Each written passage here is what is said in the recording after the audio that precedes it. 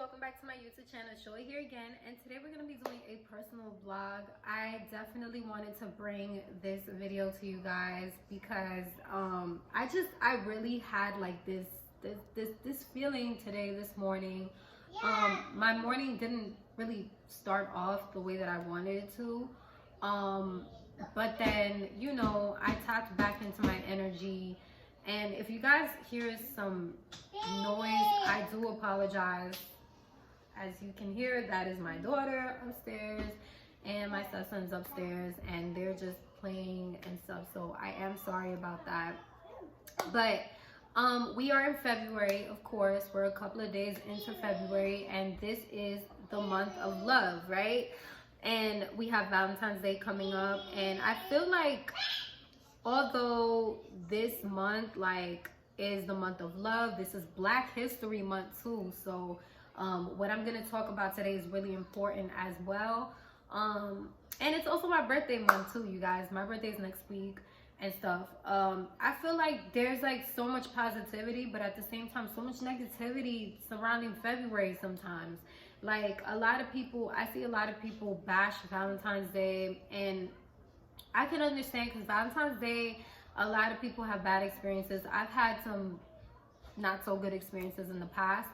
But one thing that I've learned is that it doesn't always have to be traditional the way that everybody wants to make it out to be. It doesn't always have to be about, oh, I have to be with somebody on Valentine's Day. I have to be cuffed on Valentine's Day. And okay, this is coming from somebody that's in a relationship. I know what you're going to say, sis. But none of that stuff really matters. It's all about love. People make it to be a materialistic holiday, and it just like really sucks that it kind of like dampens down the meaning of love, you know what I mean? So I definitely want to talk about self-love today and 12 ways that you can practice self-love, you guys. Also, I know that you guys are probably wondering, like, why does she look like that? I honestly really wanted to be more natural for this video. I wanted to be myself. I'm bringing myself to you guys. I'm bringing this energy and this message that was just boom, just hit me, and I felt like I had to share with you guys because I just feel like this is really important. And whether if you're watching this video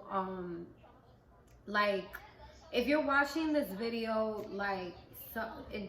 some other time that's not Valentine's Day, this video is still really important because this is just something that should be practiced every day. Self-love should be practiced every day, especially during these times. Before we get started though on the 12 ways that you can practice self-love, I definitely want to give a shout out to Amanda Seals. And I know she's not going to see this video, but I had actually picked up this book in the beginning of the month, and coincidentally it is Black History Month, so at the same time I am supporting one of my sisters. But I definitely wanted to pick up this book because I read like the description of the book on barnesandnobles.com, and it really just drew me in. Honestly, I really love Amanda Seals so much. If you guys don't know who she is a activist and artist, and just like she's so strong. She was on The Real for a short period of time, and I really wish they would have kept her because she was really making people aware of problems that were going on in the Black community. And I just felt like she was just constantly being silenced. She was constantly being pushed around, and she was constantly being told that she was too aggressive when she was just trying to really put her voice out there. So I really admire her so much, and I just felt like I really had to pick up this book. Ladies, I would definitely encourage you guys to pick this book up. This book is so beautiful so far. I am absolutely loving it. I try to read it twice a day because it just gives me so much beautiful insight and stuff, and it's just such a beautiful reminder. So this is The Small Doses and Potent Truths for Every Day by Amanda Seals. If you guys have not checked out this book, definitely check it out. But I am sourcing this book because there was definitely a part of this book that really resonated with me, and it was the wellness part of the book. So let's get into it, because this was like the longest introduction I've ever done. But I'm just so excited to share this with you guys. And if you decide to stick around, I really hope that you enjoy this video as much as I'm enjoying sharing this information with you guys. Number one is treat yourself. So this is just really important. If you guys don't have any plans for Valentine's Day and stuff, there's so many things that you can do on this day, especially if you have the day free. So whether it be if you take yourself out to dinner, or I would say, to be safe, lunch, because I know a lot of people may take it personal. Like if you go out to dinner and you see couples and yada yada, y'all know what I mean. If you tend to feel alone on this holiday, you could either take yourself out to lunch, breakfast, brunch, or like if you have friends that are single too, go out with your friends. I would definitely encourage you as well, like if you want to, like I tend to do this a lot with myself, even though I'm in a relationship. I like ordering takeout, you know, like sometimes order out takeout and choose a favorite movie to watch, pop some popcorn. Even if you're somebody who likes to cook like myself, cook your favorite meal, put on some music, girl, dance around the house, cook your own meal, or guy or whatever, whoever I'm speaking to right now. Like, just enjoy this time alone. It's okay to enjoy time alone.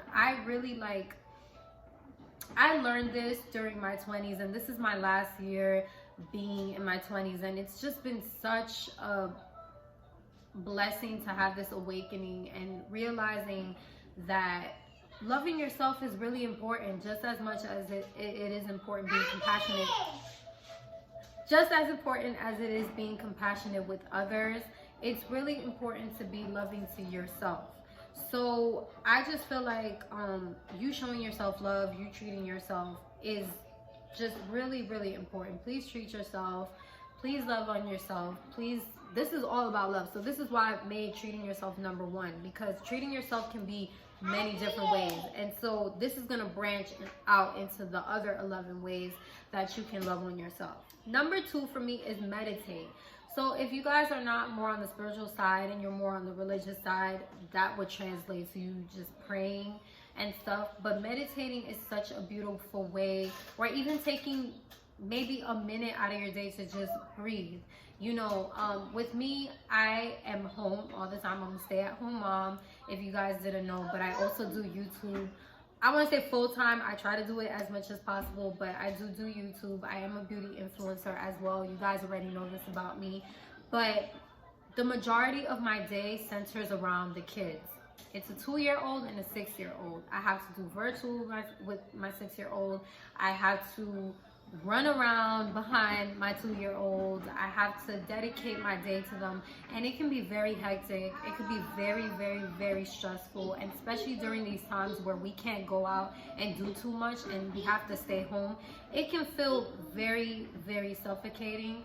So it is very important for me to meditate at least once a day. And I'm gonna go into journaling later on, but I do incorporate journaling into my meditation routine as well, because it is a time of reflection. Meditating can also be, like I said, a time of reflection, so you can reflect on your day, and it doesn't have to really be a negative thing, but it could just be, well, what can I do better for my day to go smoother tomorrow, you know? Or it could be, well, I didn't like that happened today, so I will never allow that again. Or you can just reflect on the positive things that happened during your day. But meditating is something that's really important. A lot of times it does take discipline, which is why I am adding journaling to this list. So I'm going to go into that later. It does take some type of discipline for you to really center your mind and energy into meditating, but take it one day at a time. Try not to like rush into being like a pro meditator or anything like that. Take one day at a time, because trust me, my mind is like one of those that just, y'all ever seen like this clip right here that I'm about to show you from SpongeBob?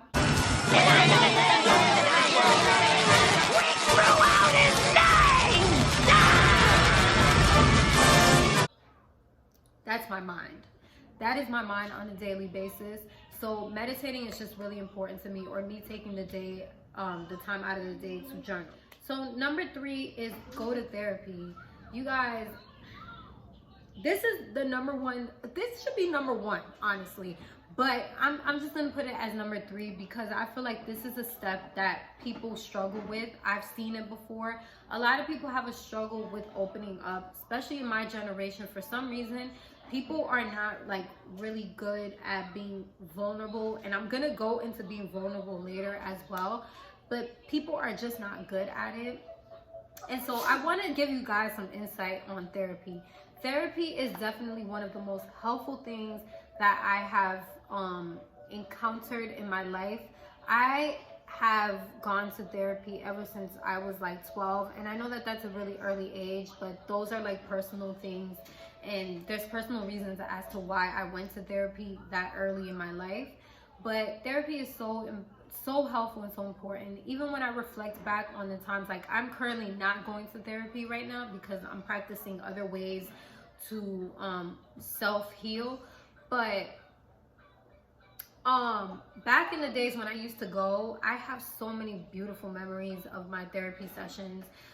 Basically, you have somebody in front of you that's listening to all your problems without judging you. They're listening, so they're listening. They'll give you some type of advice, but they really want to get you to get to the core of what the issue is that you're having, versus them attacking you about it, versus them judging you about it. I really, really, really, really recommend that you guys go to therapy. Like, this is something that I tell people all the time. I know that it's really scary to open up to a complete stranger, but it's a better way than you opening up to maybe somebody that you may know for years or your whole life that just constantly bashes you for your emotions or for anything like that. Please seek therapy. And I always encourage people to do this before they enter any commitment in their lives, whether it's marriage or whether if it's just relationships with people, because a lot of our personal flaws in our relationships and stuff like that stem from things in the past or traumas that you may have had. So therapy is a way to help you seek where those traumas came from, where those triggers come from, and how can you better yourself from not getting triggered from certain actions, or how can you practice ways to like kind of just how could I say, like kind of, I'm losing my thought right now, but like kind of just combat against those traumas and triggers. So number 4 is clapping back. And like I said, this is like from the wellness list that was in the Amanda Seals book. So clapping back just means standing up for yourself. Now, clapping back doesn't necessarily mean that you have to curse somebody out. It doesn't mean that you have to get disrespectful. By any means, it doesn't mean none of that. It just means you standing up for yourself. Because every time that you let somebody talk to you, however, every time that you let somebody belittle you or make you feel unappreciated, you are devaluing your self-love. Please start standing up for yourself. This is something that, again, it took me a long time for me to do, because I always had this trauma of being of having a fear against authority, or somebody that I may feel has authority against me. And no, like, that's me devaluing, that's me giving up into somebody's demands. Like, you don't need to do that, sis or bro. Like, I'm telling you right now, start standing up for yourself. Even if it's just like a subtle way, it makes you feel better inside, that you knew that you stood up for yourself, that you stood your ground, that you said what you had to say. So yeah, that's number 4. Number 5 is learning how to say yes and no. And again, this goes hand in hand with clapping back. So I know that a lot of times I tend to be somebody who is kind of submissive, and that's something that I'm learning to let go of, because it doesn't service me at all. Like, at all. It does not service me at all. So therefore, I would encourage you to know when to say yes and no. If a situation doesn't feel right to you, say no to it. If you feel like there's something that you want to go for and you're ready to go for it, say yes to it. But anything that your intuition is telling you that is not good for you or is good for you, learn how to say yes and no. You know what I mean? Learn how to stand up for yourself, and that goes hand in hand. But you know, yes and no is more of a basic thing. It's just either yes or no, like yes or no. You don't like that, you say no to it. You feel like something is for you, it's there for you, sis or bro, go ahead and get it and say yes to it. Number 6 is reading. So this is something that I'm actually still getting together, because I'm really not like like I told you guys before, my mind is like really crazy and my attention span is almost trash. Like literally, like even when I'm doing this video with you guys, I'm not cutting out certain parts of it because I want you to see that there's times where I struggle with my thought process. My mind is just racing. Like right now, I'm super excited. I'm not really nervous. I'm just excited. And you guys, I'm drinking coffee too. So I'm a little amped up, you know. But reading is just a really beautiful part. As you guys can see, I'm referencing from a book. I'm more of a, like, I like nonfiction, no, fiction novels. I love those, and I really love self-help books, but not all of them, because I feel like some of them, the intentions aren't the best for us, and I'm not gonna name what books those are, but I definitely came to like a realization a couple of days ago that there are books that just, they don't really help our character, but we think they do because they're the most popular books out there and stuff. But whatever, that's the story for another day. Reading, you are feeding your minds, you are feeding your outlook on life as well, because a lot of times people will encourage you to read a book that is the opposite to the way that you're living, and it's great to do that because you kind of get an aspect and outlook on other people's lives. Even autobiographies are great to read. I'm more of a visual person, so I love watching historical documentaries, conspiracy theory stuff, well, conspiracy theories. But I love watching a lot of things that educate me on my history or just history overall, just because it's a way of me feeding my mind. You know, my boyfriend often, he says, oh my God, you're gonna turn into a serial killer because you watch all these serial killer documentaries. It's really not because of that. It's honestly, there's two reasons why. One, because I'm just really fascinated by just like history of cases, and two, because I once wanted to be a forensic scientist. So I really am fascinated by these things. So I really love watching, you know, things that really educate me on aspects of life that I'm not really familiar with. So I definitely would encourage you to pick up a book. It's kind of also an escape from whatever reality it is that you're going through right now. So like, say if you're reading a fiction book, you kind of indulge in the character's life, and it gives you a sense of imagination as well, because you kind of tap into that person's life versus what's going on in your surroundings. And I would encourage you to definitely do this. Either, you know, have some music on, whether you're on the train traveling to work, or if you have some quiet time. It's just a really great way to practice imagination and tapping into different aspects of life. So number 7 to me is cry. You guys, be vulnerable, cry. Like, it's okay to cry. I have breakdowns. I have a lot of solo breakdowns. I'm not gonna say a lot, like that sounds like really, like it sounds unhealthy, or maybe not, you know what I mean? But it may sound crazy to you, but I'll have my little breakdowns here and there, and it's just a way of you releasing that those feelings that you had bottled up for a long time. It's okay to be vulnerable. I really hate when people make it seem like, oh, you're a crybaby, oh, you're emotional, oh, you're this. And this is the reason why people have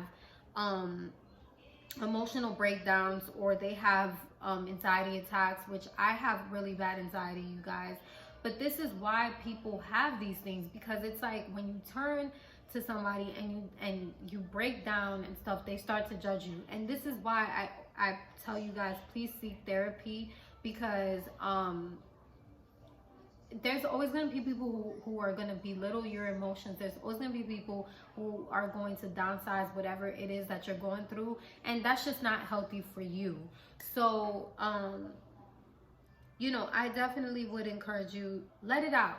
Let it out. And if you have a trusting friend, if you don't want to do this alone and you have a trusting friend, or again, you have a therapist, do it that way. But a lot of times I tend to have my emotional breakdowns by myself. One, because I really don't want my kids to see me having these breakdowns. I don't think that it's okay. But I will educate my kids and let them know that it's okay to be emotional. It's okay to tap into that side of you, because sometimes you have to let that out. There's people that really bottle these emotions in for such a long time and then walk around the world mad at everybody, and you're blowing up on everybody. That's not healthy. You know what I mean? Like, that's just not how I am. I will not just blow up on somebody. I'd rather just privately have my time to cry. Even if you're crying for things that you're grateful for. Like, I have those moments too where I just start to cry when blessings come into my life, because it's just a happy moment. It's okay to cry. Crying isn't always a sad thing, okay? So, number 8 is allow excitement. So this kind of flows with crying, because I feel like a lot of times people don't celebrate themselves, even if it's a small milestone. It may be small to somebody else, but it may be major to you. So allow yourself to be happy. I'm not really sure what Amanda meant with allowing excitement, but this is the way that I'm interpreting it. A lot of times people around you will tell you, oh, it's not a big deal. Oh, you got to work harder. This is just the beginning. No. Like, this is a time for you to be happy. And this is why you have to kind of be careful who you celebrate with as well, because some people just don't understand that. Like, small milestones are so important because it's a level up to wherever it is that you're trying to go. It is a step ahead to your progression. So please celebrate yourself. It doesn't matter how small your accomplishments were. It doesn't matter if it was like a daily accomplishment or something that might have made you happy during that day. Celebrate it and also reflect at the end of the day and show gratitude towards it. You guys, I really hate when people want to belittle your accomplishments. Don't let people do that. And if people are doing that around you, you have to kind of remove yourself from that. It doesn't mean that you have to remove that person out of your life, but learn not to celebrate those things with that person. Learn to celebrate it privately or with people that actually clap for your small accomplishments. Number 9 is taking breaks. So in a world that moves so fast, in a world where now we are guided by social media, we do see a lot of people making accomplishments on social media, and we tend to get a little discouraged, maybe because we're not on that level. And honestly, when it comes to social media, I want to tap into that real quick. When it comes to social media, you guys, learn that a lot of people just share their accomplishments, not the process. They don't really share the struggles or none of that. We don't really know what people's struggles are. So learn to kind of separate yourself from that, because I know how that can be discouraging. And you see people every day putting out content. You see people every day making progress. You see people every day doing these things, right? But those very same people do take breaks in their very own way, and you don't even know it. So learn to take a break. Learn to be okay with just sitting back and taking a breather. Sitting back and treating yourself. Again, number 1, treating yourself, right? Learn to do that, because sometimes you need a break. If not, you're just gonna burn yourself the fuck out, and that's definitely what you don't want to do. I've been in those burnout sessions and they just don't feel good. You know what I mean? So learn to take a break. I did that a lot last year in 2020, because last year was just a freaking catastrophe. There was just like so many times that I really had to like separate myself from everything that was going on, because that was like I told you guys, I went through a moment of reflection. Like, I went through a whole year of reflection. So me being distracted by all of these things that were going on, me thinking to myself, oh my God, I gotta respond to this email. Oh my God, I gotta put this out. Oh my God, I haven't put out content in so long. It was driving me crazy, and I have learned that it's okay to take a break. Don't let anybody tell you either, oh, if you take breaks, you're never going to get to where you go. Because those very same people that tell you that are the very same people that on a daily basis are on a burnout and a bad mood. And that's where you don't want to fall into. So taking a break is really important, whether if you go ahead and take a vacation, whether if you take a road trip, whether if you take a day off.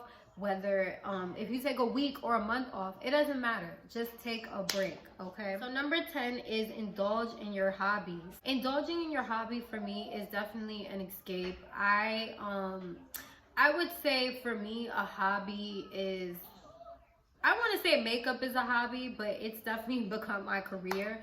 But I still try to make some creativity or fun out of it.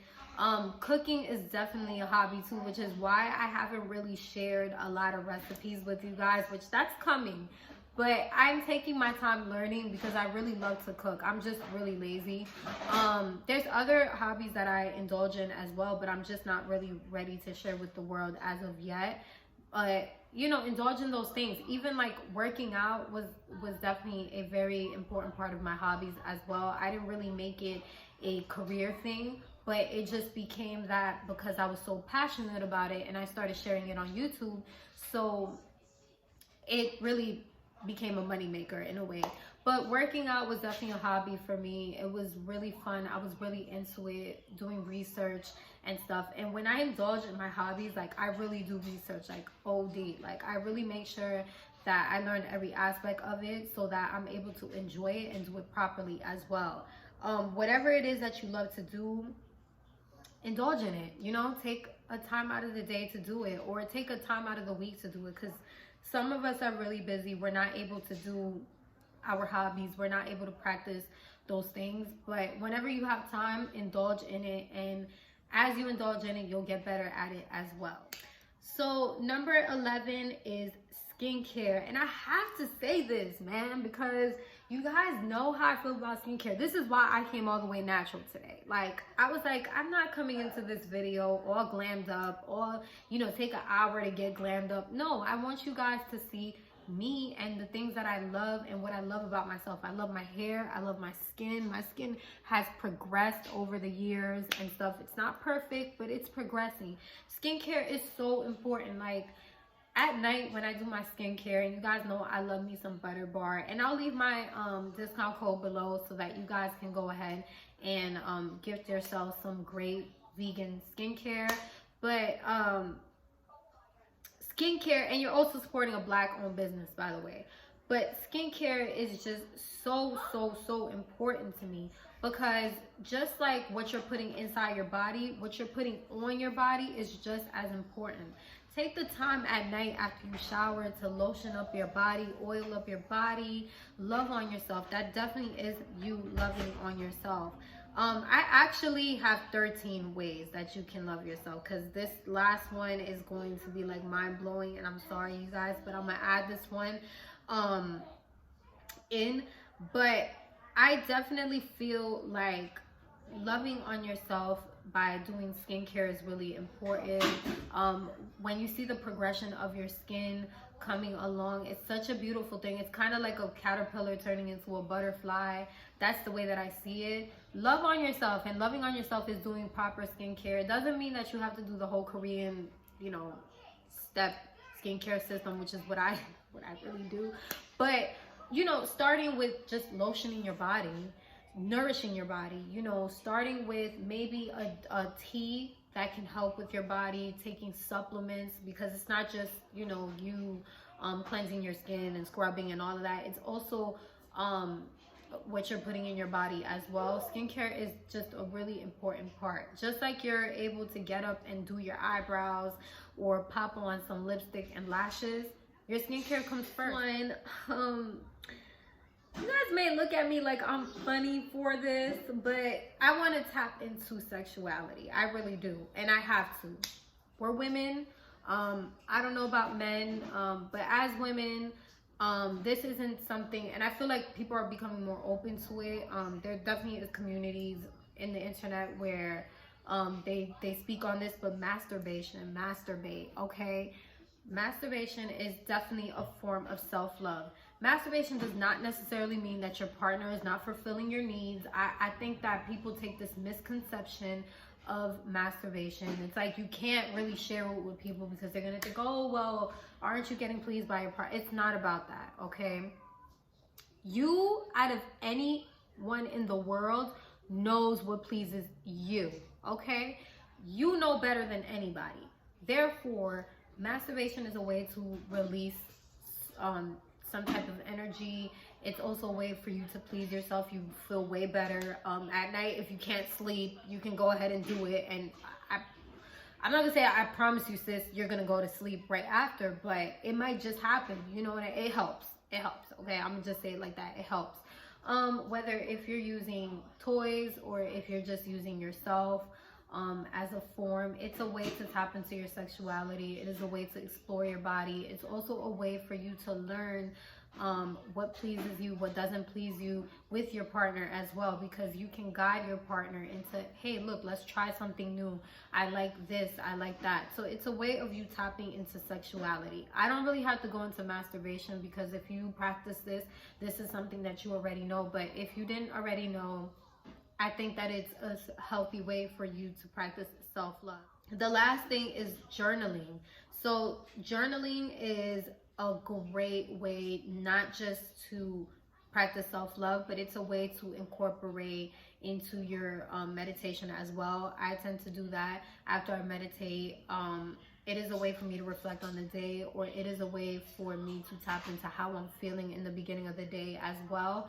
I do have a couple of journals that I keep, so I'm gonna show you one of the journals that I keep, because I feel like this is really helpful for the person who doesn't know what to write about, or if you just want to, you know, express yourself in a different way. So I have the 300 writing prompts journal, this one right here. I actually got this almost 2 years ago, so I haven't done all the pages. This is a journal that I tap into once in a while, because I rather just freestyle journal, like where I'm speaking about my day, how I'm feeling, my reflection, my meditation, my journeys, my career. And I would definitely encourage you to keep that private, because those are more intimate, private thoughts. But it is a way of you writing down and piecing down the way that you felt. And it's also a great way for you to go back and reflect at the end of the year, like, oh my God, I came such a long way. This is how I was feeling in the beginning of the year. Now I'm feeling like this. I love, it's a way for you to document your growth in a way. But this one right here, I recommend it. My other journal, I have it upstairs, but that's just like a basic, it's actually a beautiful notebook because my friend got it for me. But it's just a basic notebook. You can either get a notebook, you can get a nice little fancy journal if you want to. But this one right here is really helpful for those people that cannot tap into how they're feeling that day, or somebody who may just want to reflect on just something different. Like, for example, let me see which one I could tell you. You can say write about one of your most embarrassing moments, and it could be a funny moment. It could be a moment that you could just remember and laugh about, or it could be something that you can reflect about. There's also like other things that, like random questions, like which one do you prefer, sunrise or sunset, and then you can just explain why. So this one is just really beautiful. You can find this either at Target, Walmart, or Barnes and Nobles, either one. I don't remember how much this journal was, to be honest with you guys, but this is a great way for you to tap into your creative writing side as well. I've always loved to write. I don't think I would ever write a book. Who knows? Maybe I might become an author one day. But I've always loved to write, and that's just the way that I can tap into my creative side and just my expressive side privately, without having to share my thoughts with anybody else. So I know that this video was super long, you guys, but I definitely wanted to bring this video to you guys, because I felt like this is a message that I really wanted to convey, and that I felt like it would be helpful for anybody. So let me know what you guys think in the comments below. I wish you guys a happy February, happy Black History Month, happy Valentine's Day, happy birthday to me. I hope that you guys have a wonderful and abundant and blissful and loving February. I will see you guys soon. Oh, make sure that you guys hit that subscribe button. Make sure that you also hit the like button if you enjoyed this video, and follow me on Instagram at @PeraltaNosBest. I will see you guys soon. I can't believe I'm next to you. Crush on you, crush on you, crush.